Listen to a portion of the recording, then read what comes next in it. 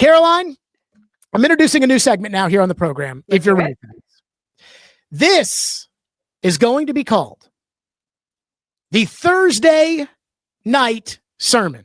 In fact, it's going to be called Stillman's Thursday Night Sermon. And take him to church, Jared. We go to church as we start the beginning of our week with Thursday night football every week, but especially this one, which is the beginning of the season. I'd like to preach for a second, if I may, Caroline. Please, the floor is yours.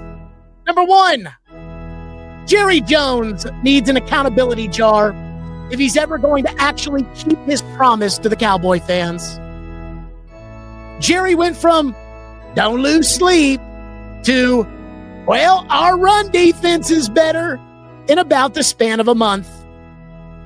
Hardly shows fans that he's a general manager with a plan. His Netflix blowjob series was called America's Team, The Gambler and His Cowboys. And yes, it was a total BJ to JJ. The next one should be called The Old Pawpaw Who Cried Wolf. It shows a general manager who has about as much accountability as the mom who catfished her teenage daughter into breaking up with her boyfriend and told her to kill herself and then try to justify it after spending 19 months in prison. Just because Jerry says it does not mean that it is remotely true. And at some point, Jerry needs to be at least, I don't know, a tiny bit accountable to those poor Cowboy fans. Can I get an amen? You can get an amen for that. Let me ask you one question. If Jerry Jones does have an accountability jar, who's going to collect more cash, Jerry Jones or Jeffrey Simmons at $980 a sack? Well, Jerry's not putting any money into the accountability jar. Well, if we are going to force him to have accountability, Jerry Jones is going to hold himself accountable. Are you kidding? This is good for the Cowboys. Number two, Roger Goodell knows Taylor Swift is not going to play the halftime show at this year's Super Bowl. She's not going to play the halftime show when her boyfriend may be in the game. But he nonetheless gave the impression that he'd welcome it. Why? Because the market for football that Roger and the NFL cares about, it's not you or me anymore. It's your 7-year-old daughter, Ella, who goes to school and her friends make Taylor Swift friendship bracelets and listen to all of her songs as if they've experienced any of the heartbreak or any of the other things that she talks about. That's who Goodell, that's who the owners want watching the games. They don't care about us. 10 years ago, true blue, red-blooded Americans vowed to never watch the NFL again because those players took a knee for the flag. And regardless of how actually offended some of you were, in the end, you all came back. They're looking at the untapped market. And again, it ain't me, it ain't you, it's your 7-year-old daughter. Can I get an amen? Well, amen. But why would Taylor Swift not play the Super Bowl halftime show? Well, if her boyfriend's in the game, she's going to be focused on the game. She's already watched him play in 2. I know. This is the last one. She could do it next year. She's not going to do it this year because he'll retire after this year. So she could do it next year. Channel fairy tale ending this would be that the Chiefs are in the Super Bowl. Taylor Swift plays the halftime show. Travis Kelce retires after the game, after the Chiefs win their 3rd in 4 years, and then they ride off into the sunset and live happily ever after. Number 3, the United States has turned into the United States of make me, as in conflict of interest. So what? Make me change. Take me to court. And even if I lose, try to enforce it. Nobody apparently has the shame to admit the obvious anymore. And the latest is the NFL and the obvious discomfort of Tom Brady calling the top game of the week for Fox while also owning the Raiders. Now, Brady can do the full production meeting, which he was not able to do in the past, while he owns the Raiders. And while I guess I don't necessarily care because I love Brady, it is odd seeing him in full Raiders gear knowing that he's calling games on Fox.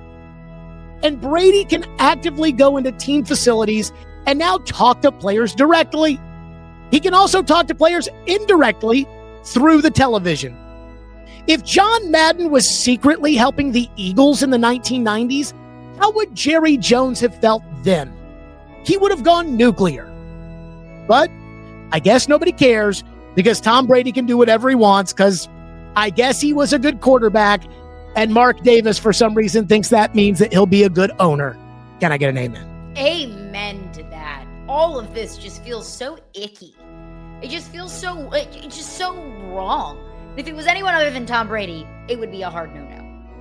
And finally, our friend John Middlecoff at The Volume reports that Bill Belichick and North Carolina have banned Patriot scouts from attending UNC practices.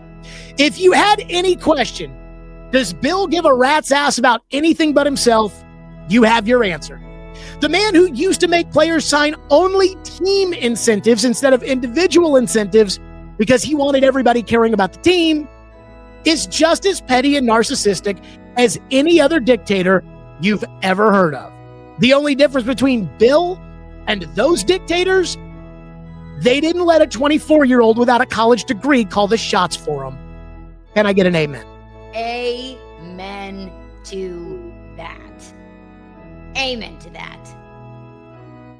Belichick is such a joke. It's and finally, embarrassing. It is so embarrassing. And they got, I mean, I'm not going to say that I was happy that they got smoked, but I certainly wasn't against it. I wasn't happy, but it was exactly what I expected. Like, did anyone think anything differently?